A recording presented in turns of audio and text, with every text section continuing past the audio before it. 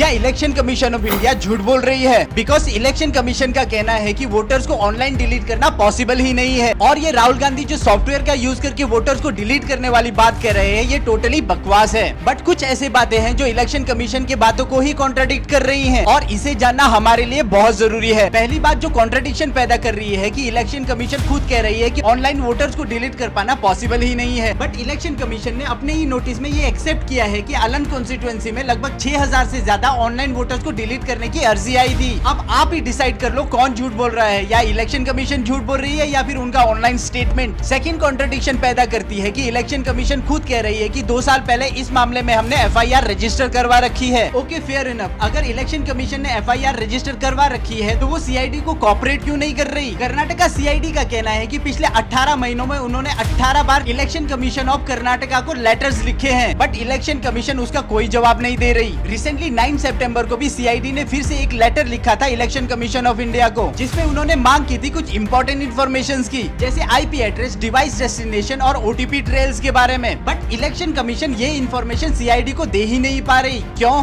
Third contradiction आती है कि इलेक्शन कमीशन कहती है कि उनके वेबसाइट को यूज करके वोटर्स को डिलीट नहीं किया जा सकता, बट उनके वेबसाइट में क्लियरली ऑप्शन मेंशन है जिसका इस्तेमाल करके आप फॉर्म 7 को भर सकते हैं और वोटर को डिलीट करने का रिक्वेस्ट डाल सकते हैं। But there is a rule कि किसी भी वोटर के इन्फॉर्मेशन और परमिशन के बिना उन्हें डिलीट नहीं किया जा सकता। बट सवाल उठता है, जो वोटर सामने आके कह रहे हैं कि उन्होंने ऐसा परमिशन दिया ही नहीं, उनका क्या? ये कैसे पॉसिबल हो गया? फाइनली अगर राहुल गांधी के क्लेम गलत है तो इलेक्शन कमीशन को सामने आके क्लियर करना चाहिए था और उन्हें प्रूफ करना चाहिए था कि ये सारे डिलीशन कभी हुए ही नहीं। यार देखो, एक बार के लिए अपोजिशन को भी छोड़ो, क्या इलेक्शन कमीशन का हम आम वोटर्स के लिए कोई जवाबदेही नहीं बनती? 2 मिनट पॉज करो और सोचो।